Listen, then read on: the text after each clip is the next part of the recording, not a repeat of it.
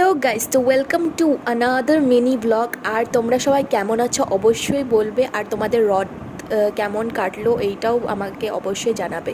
তো সেই দিন আমরা নিয়ে এসেছিলাম একটা ছোট্ট করে রথ, আর ওইটাকেই আমরা জুঁই ফুল দিয়ে ভালো করে সাজাচ্ছিলাম। এই সাজানোটা একটু টাফ ছিল কারণ আমাদের কাছে কোনো টেপ ছিল না বাড়িতে। তো এই সাজানোটা কেমন হয়েছে অবশ্যই জানাবে। তারপরে লুলু এইখানে ঠাকুরকে বসিয়ে নিচ্ছিল।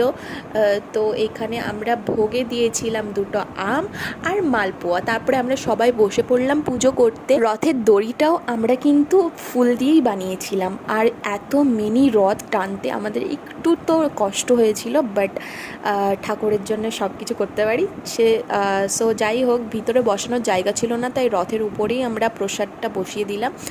আর এইখানে আমরা সবাই মিলে একটু আরতি করছিলাম ঠাকুরের।